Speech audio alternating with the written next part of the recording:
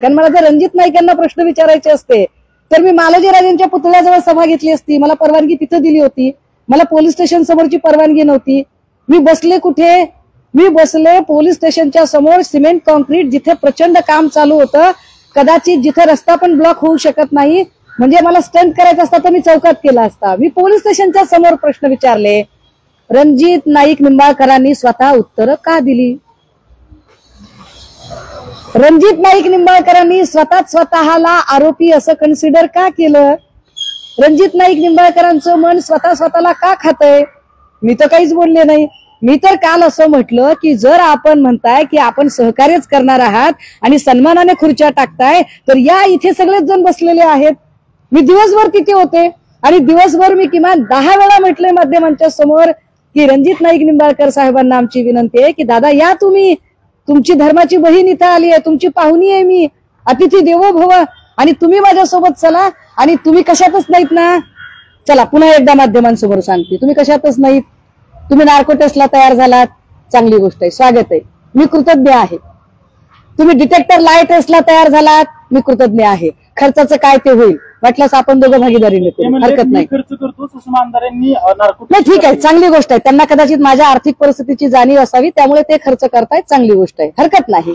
पण मग आता ते खर्च करायला तयार आहेत की नाही? मग त्यांनी ते करण्याच्या आधी अजून एक काम करावं की दादा, ती जी 6 माणसं आहेत ना त्यांच्यावर आरोपपत्र दाखल करण्यासाठी आपण माझ्यासोबत का आला नाहीत? काल मी दिवसभर आपल्याला हाका मारत होते, आपण आला नाहीत। काल आपण महबूब शेखला बोलावलं, खरं तर महबूब शेख त्यांची उत्तर द्यायला समर्थ आहेत, पण महबूब शेखला आपण फोन केला असता, मला फोन केला असता तरी चालला असता, आम्ही नक्की आलो असतो। आपण आम्हाला फोन केला नाही, काहीच केलं नाही, एक फलटणकर म्हणून फक्त सोशल मीडियात मेसेज व्हायरल झाला। पण काल महबूब शेख कुठे होते? तर काल त्या मुलीचं 13वं होतं। महबूब शेख स्वतः बीडमध्ये राहतात, काल तिकडे खासदार सुप्रिया सुळे होत्या, त्यामुळे त्या 13व्याच्या विधीला ते तिथे होते, हे कृपया नीट समजून घ्या। आता त्याच्या पुढे 6 माणसांच्यासाठी ते येणार आहेत का? त्यांनी 6 माणसांवर आरोपपत्र दाखल होण्यासाठी प्रयत्न करावेत, हा माझा पहिला प्रयत्न। पहिली विनंती की तुम्ही सिस्टीमला, जी सिस्टीम सडलेली आहे, माझं एकच वाक्य आहे की फलटण पोलीस स्टेशन छळछावणी झालेलं आहे। ते म्हणाले की रणजित नाईक निंबाळकर हे हस्ताक्षर रामराजेच आहे काय? अहो साध्या कागदावर लोकांनी पाठवलेत, स्वतःच्या हस्ताक्षरात पाठवले। आता ते तरी हे बघा, हे कुणाचं हस्ताक्षर आहे? अहो याच्यात सगळे डिटेल आहेत, मी किती डिटेल काढायचे, खरं तर आगवण्याचे पण डिटेल काढता येतील, पण जाऊ दे आता। काल त्यांनी माफी मागितली त्यामुळे मी तो विषय थांबवते, त्याच्यात नाही पडत मी। पण सगळ्यात महत्वाचं, जो त्यांनी व्हिडिओ प्ले केला आणि सांगितलं की RR निंबाळकर शेवटी येतंय, अहो काय दादा, हे मी सांगायला हवं का? अहो बापू ननावरे आणि काय नंदू कुमार ननावरे याने जेव्हा आपली सुसायडल व्हिडिओ रेकॉर्ड केला, त्या सुसायडल व्हिडिओ मध्ये त्याने असं म्हटलं की रणजित नाईक निंबाळकरांच्या त्रासाला कंटाळून मी आत्महत्या करतोय। त्यावर आपल्याकडून उत्तर काय होतं की शहरात एकच रणजित नाईक निंबाळकर आहे का? शहरामध्ये 34 रणजित नाईक निंबाळकर आहेत। आता जर शहरात 34 नाईक निंबाळकर आहेत असं त्यांनी सांगितलं, तर आम्ही एवढंच म्हटलं की मग ते 33 कोण आहेत ते आम्हाला सांगा, ज्यांच्या PAची नावं शिंदे आणि नागटिळक आहेत। मी त्याच्या पुढे सांगितलं पाहिजे की जेव्हा या पत्रात खासदार असा शब्द आला तर तो खासदार मी कसा, असा आपण प्रश्न विचारला। मी तेही म्हटलं की ते पोलिसांनी काढावं, म्हणून तर मी उच्च न्यायालयाची चौकशी समिती म्हणतेय। पण दादा, तुमच्या गावात सगळेच निंबाळकर आहेत, तुमच्या गावात एक निंबाळकर नाही। अहो रणजित नाईक निंबाळकर नावाचे जर 34 लोक असू शकतात तर RR निंबाळकर किती असू शकतात बरं? हा एक भाग। दुसरं असं की मी जी केस हाताळत होते त्याच्यातले एक नाव हे रत्नशिव निंबाळकर आहे, ज्याचा खून झालाय। रत्नशिव निंबाळकरांच्या नातेवाईकांनी मला किती पुरावे पाठवलेत, देवेंद्र फडणवीसांच्या सोबत भाजपच्या सरचिटणीसाचे फोटो, व्हिडिओ, खूप साऱ्या गोष्टी पाठवल्यात दादा। म्हणजे कुणी पाठवलं ते आपल्याला लगेच उत्तर मी द्यायला तयार आहे। दादा, माझ्यात आणि दमानियांमध्ये फरक आहे हो, असं नकाच करू, असं काय करताय? मी अत्यंत प्रामाणिक माणूस आहे। आम्हाला पण प्रश्न पडला, मग ते RR निंबाळकर रामराजे आहेत की दुसरं कोण? नाही, RR निंबाळकर जे आहेत ना ते रुपेश वृक्षराज निंबाळकर असं ते नाव आहे. ठीक आहे. आता ह्याच्यातली कितीतरी नावं आहेत. अहो दादा, तुम्हाला आता काय सांगायचं, काल तुम्ही खूप लोक जमवलेली होती बघा. काल मी गेल्यावर तिकडे लोक आली होती. दादा, तुम्हाला असं वाटत असेल की तुमच्या विरोधात कुणीच बोललं नाही. दादा, ती दहशत असू शकते. कारण दादा, तुमच्याबद्दल जर आदर असता तर तुमच्या फलटण मधनं एवढी लोक माझ्यापर्यंत पोहोचली असती का दादा? इतक्या लोकांनी ते सगळं काही मांडलं असतं का हो? की इतकी सगळी माणसं, इतके पुरावे दादा, आणि ह्याच्यावर सह्या आहेत बरं का खाली, आणि ह्याच्यातली प्रत्येक सही कुणी पण चेक करावी. हे रामराजेंचं नाहीये. ह्याच्या पीडीएफ कुणाला बघायच्या असतील तर ते पण मी दाखवते की कुणी कुणी पाठवलेले आहेत ते. आपला भ्रम काढून टाका. सगळ्यात महत्वाचं, काल मी असं म्हटलं की मला तुमच्या कलगीतुऱ्याच्या राजकारणात पडायचं नाही. 2-3 कुणीतरी प्लांट पत्रकार केले होते. ते प्लांट पत्रकार जाणीवपूर्वक फोकस हलावा अशा पद्धतीने काहीतरी प्रश्न विचारत होते. ते पत्रकार निश्चितपणे मुख्य प्रवाहातल्या माध्यमांचे नव्हते. ते कुणीतरी असे आणि ते बाहेरचे होते, हेही महत्वाचं. आणि ते प्रश्न विचारताना मी त्यांना स्पष्टपणे सांगितलं, तो व्हिडिओ मी आपल्याला दाखवू शकते की, आणि मी आता तो ट्विटही करते की त्याच्यामध्ये मी माझं उत्तर काय सांगितलेलं आहे. तर मी त्याच्यात असं म्हटलंय की आम्हाला तुमच्या कुठल्याही कलगीतुऱ्यामध्ये जाण्यात कुठलाही रस नाही. आम्हाला तुमच्या कलगीतुऱ्याशी काय देणं घेणं नाही. तुमचे पॉलिटिकल स्कोअर सेटल करण्याशी घेणं देणं नाही. खरं तर रामराजे निंबाळकरांची मी मदत घेण्यात काही वाईट पण नाही तसं बघितलं तर. कारण रामराजे निंबाळकर हे राष्ट्रवादीचे आहेत, आमची युती आहे, महाविकास आघाडीचा भाग आहेत ते. मी त्यांची मदत घेऊ शकते, मी त्यांच्या घरी जाऊ शकते, चहा घेऊ शकते, बसू शकते. अहो दादा, उलट काल मी मधुदीप हॉटेलला थांबायचा प्रयत्न केला पण मला रूम मिळाला नाही. मला अक्षरशः गावाच्या बाहेर थांबावं लागलं. आणि मी किती वेळा दादा म्हटलं की एकदा तरी तुम्ही चहाला बोलवा, मी तुमच्या घरी यायला तयार आहे, मी तुमच्या 6च्या सभेला यायला तयार आहे. आता सगळे डिटेल सांगायला पाहिजेत का दादा काय काय झालं ते? पण तरी सुद्धा मी काल काय म्हटलं होतं ते आपल्याला माहित असलं पाहिजे, म्हणून मी आपल्याला हे सांगते. हा,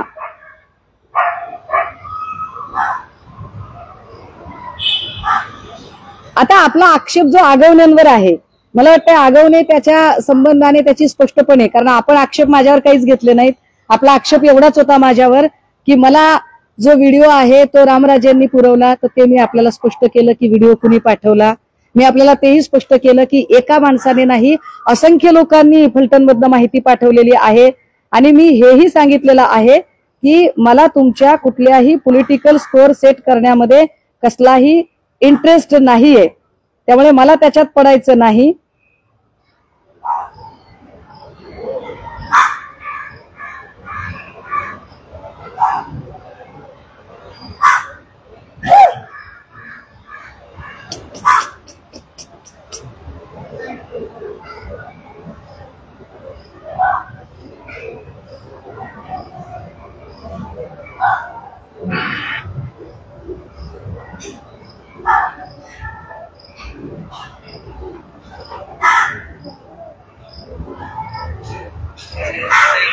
या घटनेला हा बघा, मी जे म्हणते की जाणीवपूर्वक माझ्या तोंडून आपल्या विरोधात ठरवून काही वधवून घेण्याचा प्रयत्न काही लोकांनी केला, त्याचा पुरावा आहे माझ्याकडे.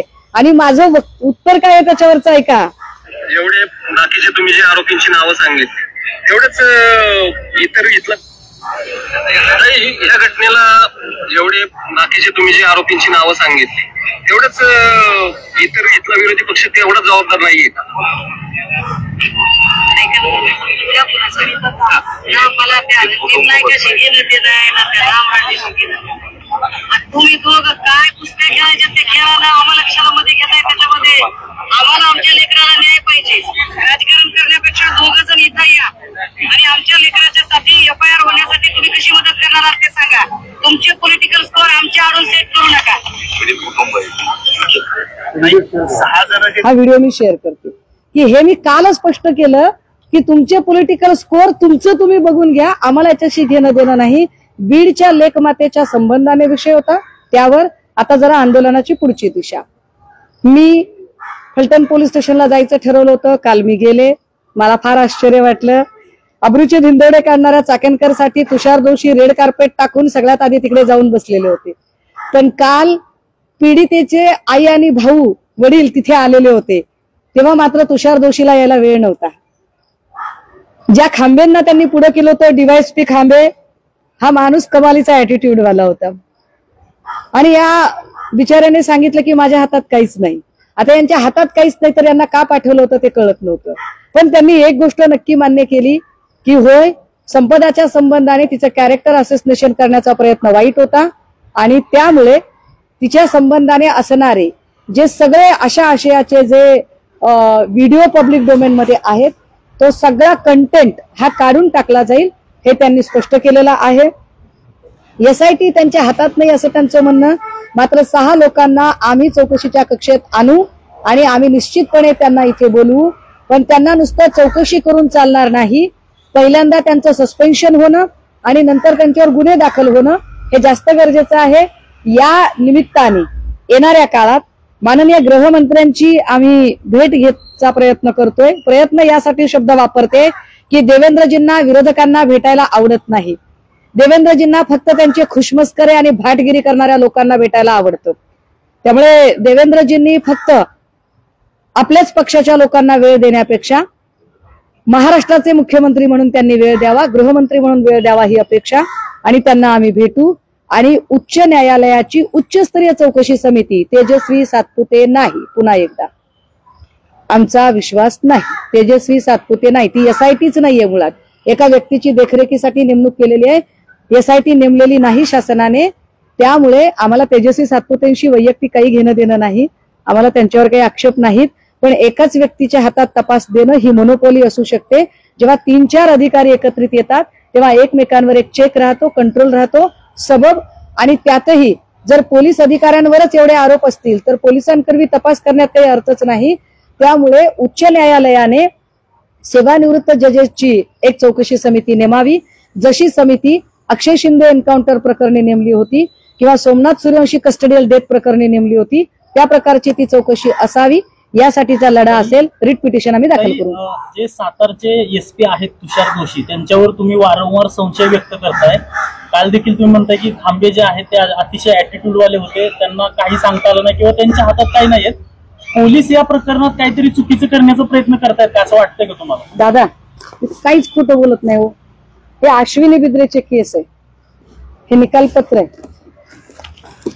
एवढं आहे. ह्याच्यातलं आता काय काय द्यायचं मी आणि कसं कसं द्यायचं आरोपींना पोलीस ऐका ना.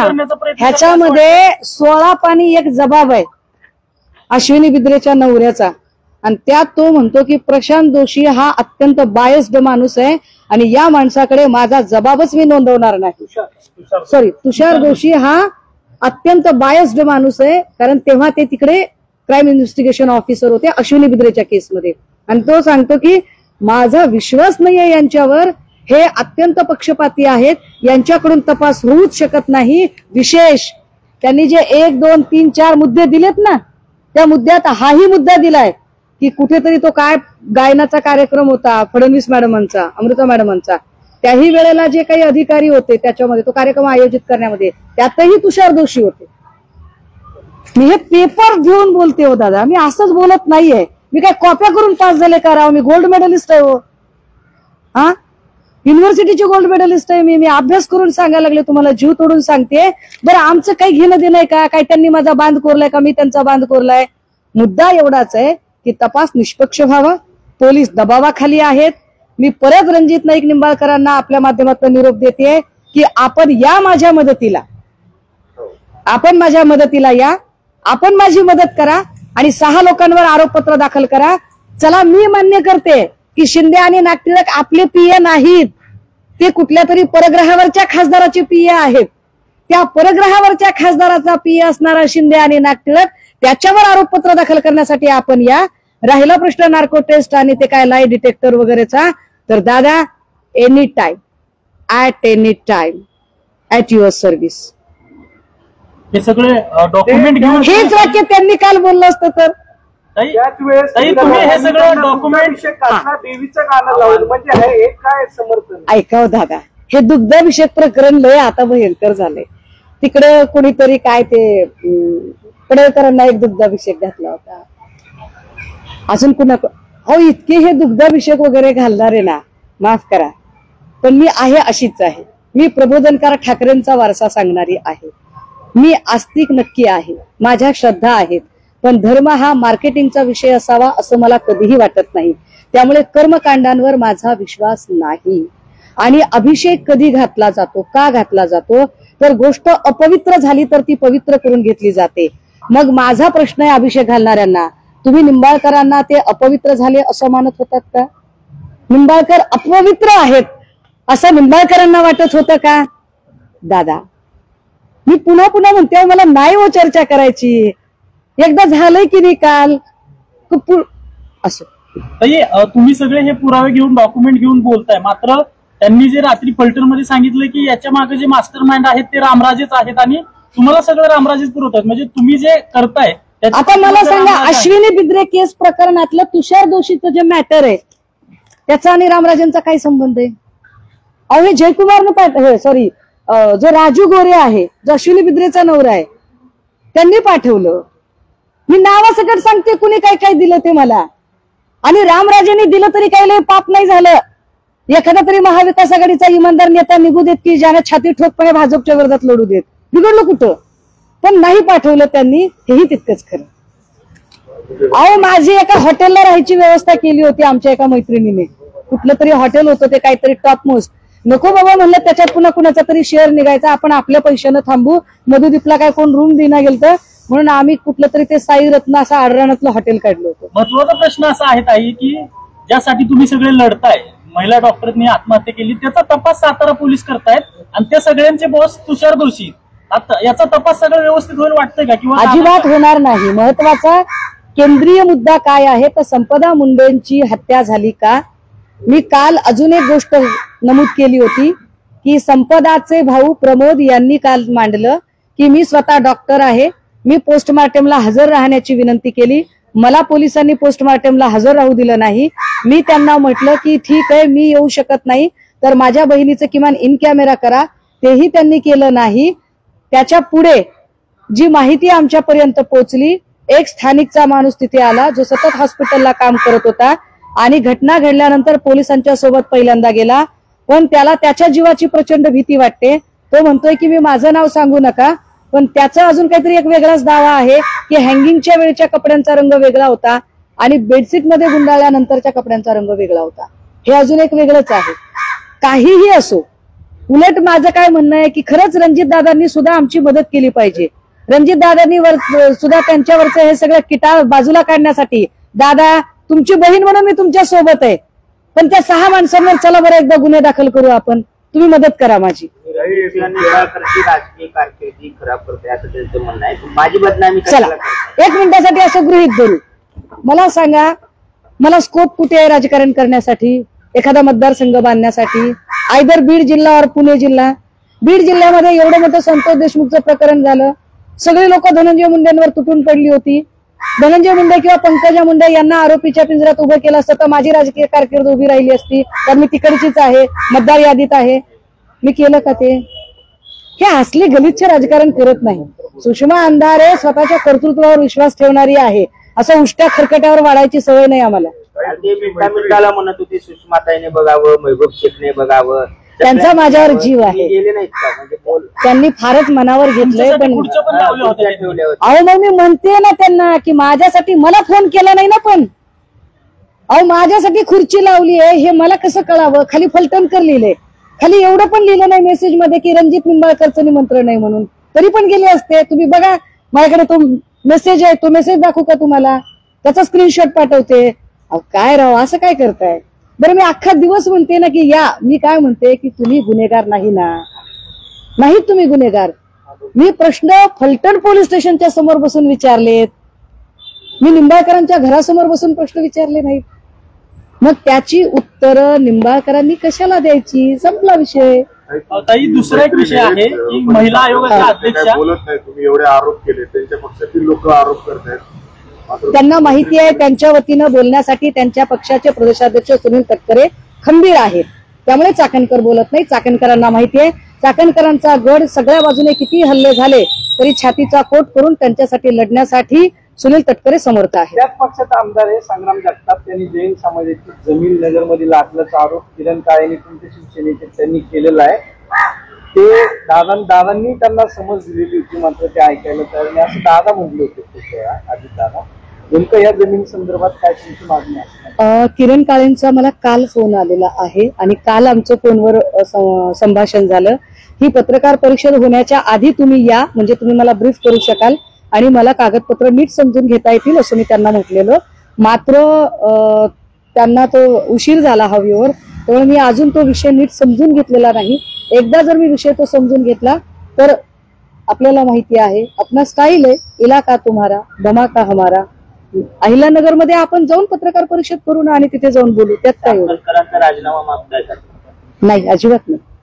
कशाला मागायचा राजीनामा? आंदोलन करून कसं नाही भेटणार? नाही नाही नाही, एक लक्षात घ्या, ऐका ना दादा, काही लोक इतकी चिकट असतात, काही लोकांच्यासाठी खुर्ची इतकी महत्वाची असते की त्यांना कुठल्याही टीकेचा काही फरक पडत नाही. आणि भाजपाचं तर हे प्रचंड ठरलेलं आहे की कुणीही राजीनामे मागितले आणि काही जरी केलं तरी आम्ही द्यायचे नाही. उलट मी म्हणते हा निगरगट्टपणा महाराष्ट्राला कळू दे. आणि मी कालही म्हटलं की चारित्र्याचं सर्टिफिकेट हे जयकुमार गोरे आणि चाकणकरांनी देऊ नये. द्यायचंही असेल तर इसाप नीतीतली ती नीतिकथा आठवावी की पापी स्त्रीला दगड मारण्याच्या आधी पहिला दगड त्यांनी उचलावा जे स्वतः शीलवान आणि चारित्र्यवान आहेत. चाकणकर आणि जयकुमार गोरे यांनी ही नीतिकथा 2 वेळा वाचावी. रुपाली चाकणकरांनी राजीनामा द्यावा म्हणून त्यांच्याच पक्षातील रुपाली पाटील ठोंबरे आंदोलन करतायत. तुमच्या पक्षाने देखील कार्यालयासमोर आंदोलन केलं होतं. तुमच्या पक्षाच्या ज्या महिला आघाडीचे नेते त्यांच्यावर गुन्हा दाखल झाला ते आंदोलन केलं म्हणून. राजीनाम्याबाबत तुमची भूमिका काय? गुन्हे दाखल होणं काही फार नवीन नाही आणि काही फार विशेष नाही. शिवसेनेला सवय आहे गुन्ह्यांची. शिवसेना सामाजिक प्रश्नांसाठी असे असंख्य गुन्हे अंगावर घ्यायला तयार आहे, तो काही मुद्दा नाही. पण हे फार विशेष आहे आणि गंभीर आहे. हे खूप गंभीर आहे की एकाच पक्षातल्या 2 रुपाली यांची इतकी मोठी झुंज लागते. आणि विशेष म्हणजे रुपाली ठोंबरेंनी त्यांच्या सोशल मीडियावर काही स्क्रीनशॉट शेअर केलेत, ज्या स्क्रीनशॉट मध्ये अजितदादांची बदनामी करणारे रील्स, मजकूर असं सगळं आहे. आणि विशेष हे सगळं चाकणकरचे जे निकटवर्तीय IT सेलच्या बायका आहेत त्यांच्या अकाउंटवरून झालेलं आहे. हे गंभीर आहे. मला वाटतं तो त्यांचा खरंच पक्षांतर्गतचा प्रश्न आहे आणि त्यांचा पक्ष ठरवेल कसं. म्हणाल्या की चाकणकरांचे आणि काय चाकणकरांकडे एक फाईल आहे, CD आहे तटकरे साहेबांची काय, त्याच्यामुळे राजीनामा होत नाही. एक लक्षात घ्या, मला जोपर्यंत माझ्या हातात पेपर नसतात, माझ्या हातात एव्हिडन्स नसतो, तोपर्यंत त्या चाकोरीच्या बाहेर मी एकही शब्द बोलत नाही. मला याच्यातली काहीही माहिती नाही. जे आहे ते बोलूया. राजीनाम्याची मागणी करताय का तुम्ही? राज्यातील महिलांवर अन्याय नाही हो. एक लक्षात घ्या, चाकणकरच्या राजीनाम्याची मागणी मी का करू? चाकणकर बिचारी नगरपालिकेला त्या उभ्या राहिल्या होत्या, मायनस मतं होती, पडली. आता ज्या बाई नगरसेवक म्हणून सुद्धा निवडून येऊ शकत नाही, ज्यांचा तो वकूब नाहीये, त्या बाईंनी स्वतः पुन्हा राजकीय कारकीर्द उभी करायला किती दिवस लागतात? बाई म्हणून बाईने शत्रू असू नये, बाई म्हणून बाईने मदत केली पाहिजे. त्यामुळे जर त्यांचं कुठंच राजकीय पुनर्वसन होणार नसेल आणि जर तटकरे साहेबांनी एक आयोग दिला असेल तर जाऊ द्या की, घेऊ द्या आयोग, काय बिघडायले त्यांच्याकडे. ते नाही, मला वाटतं तो सुनील तटकरेंचा विषय आहे, कारण अजितदादांनी स्पष्टपणे त्याच्यामध्ये नाराजी व्यक्त केलेली आहे. काही पण ही सगळी भूमिका बघताना राज्य सरकारची पण भूमिका असायला पाहिजे ना आयोग म्हणून. जर देवेंद्र फडणवीसांना तुम्ही प्रश्न विचारताय तर देवेंद्र फडणवीसांच्या आपल्याकडे आयोग जे असतात ना, या आयोगांना फार अधिकारच नसतात मुळात. काल माझ्याकडे एक माणूस आला होता ज्याच्या भावाचा खून झाला आणि आधी ऍक्सिडेंटल दाखवलं, मग त्याने RTI मधनं पोस्टमार्टम रिपोर्ट मागवला आणि त्याच्यानंतर तरीही त्याचा खुनाचा गुन्हा दाखल होत नव्हता म्हणून तो ह्युमन कमिशनकडे गेला. ह्युमन कमिशनने ऑर्डर केली पण पोलिसांनी ऐकली नाही. त्यामुळे ह्युमन कमिशन, वुमन कमिशन काय. काही महत्वाचा मुद्दा असा आहे की तुम्ही म्हणताय की अजितदादांनी नाराजी व्यक्त केली, मग त्यांच्या पक्षाचे प्रमुख अजितदादा आहेत तरी देखील सुनील तटकरेंमुळे राजीनामा कदाचित प्रदेशाचं राजकारण हे कदाचित तटकरे बघत असावेत. कारण दादांनी तर नाराजी निश्चित व्यक्त केली. दादा म्हणाले मी त्या मताशी सहमत नाही आणि दादा स्पष्ट वक्ते आहेत. दादा आत बाहेर असं करणारे नाही. हकालपट्टी करू शकतात ना, मग का हकालपट्टी होत नाही? कदाचित प्रदेशाचे अधिकार दिले असतील तटकरेंना. कारण आपल्याला जर आठवत असेल की सन्माननीय अजितदादांनी सूरज चव्हाणची हकालपट्टीच त्याची पदावरून त्याला काढून टाकलेलं होतं, पण पुन्हा त्याचं प्रमोशन करणं आणि त्याला पद देणं हे काम तटकरेंनी केलं. मग आता दादा आणि तटकरे यांच्यामध्ये काही संघर्ष चालू आहे का? नाही, याच्यावरती त्यांच्या पक्षाने जास्त अधिकृत भूमिका मांडावी. It's none of my business. सातपुतेची जी समिती आहे ती बरखास्त करावी असतील नाही, ती समिती नाहीच आहे. एक तपास अधिकारी नेमलेला आहे, पत्र माझ्याकडे, आपण बघा. पण मला व्यक्ती म्हणून त्यांच्यावर काहीच आक्षेप नाही, अधिकारी म्हणून सुद्धा माझे काही आक्षेप नाही. एक महिला सक्षम अधिकारी काम करत आहे. मात्र जेव्हा प्रकरण इतकं गुंतागुंतीचं असतं तेव्हा एकाच व्यक्तीची नेमणूक करणं हे मोनोपॉली असते. ती मोनोपॉली होऊ नये इतकीच आमची अपेक्षा आहे. दीपक केसरकर याच्या संदर्भात जो आर्याचा एन्काउंटर झाला त्यावेळेस आर्या म्हणत होता की माझं दीपक केसरकरशी बोलणं करून द्या.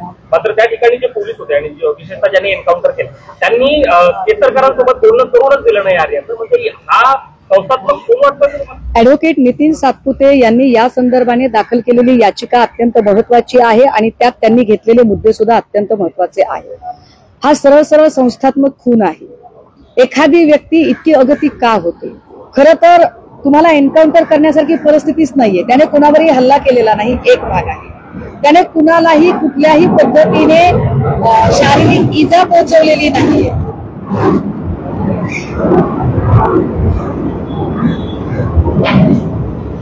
त्याने कुणालाही कुठल्याही पद्धतीने शारीरिक इजा पोहोचवलेली नाहीये. मात्र एखादा कंत्राटदार आपल्या केलेल्या कामाची बिलं मागत असेल आणि तुम्ही जर त्याला गोळ्या घालत असाल तर येणाऱ्या काळात कंत्राटदारांनी कामं करायची की नाही हा विचार करावा लागेल. आणि अशा पद्धतीच्या घटना महाराष्ट्राच्या अर्थव्यवस्थेला खीळ घालणाऱ्या आहेत. याचे सगळे दूरगामी परिणाम या निमित्ताने ओळखले पाहिजेत. आणि निश्चितपणे नितीन सातपुतेंनी नुसती याचिका दाखल करू नये, तर माझं म्हणणं आहे की केसरकरांनी याच्यात पार्टी केलं पाहिजे. प्रकाश सुर्वेंचं म्हणणं आहे की मराठी आई जरी असली तर हिंदी भाषा आणि हिंदी भाषा असलीच पाहिजे. हिंदी भाषा आता खरं तर या जागा काय, हिंदी भाषा मावशी आणि मावशी मारतात. त्यांना खरंच नातेसंबंध कळत नाहीत असं मला वाटतंय. आणि त्यांना नातेसंबंधांचा अभ्यास नाही. हे म्हणजे आमच्या घरातलं माणूस मरावं आणि एखादं कोणीतरी रॅलीमध्ये असणारं माणूस जगावं असं म्हणल्यासारखं आहे.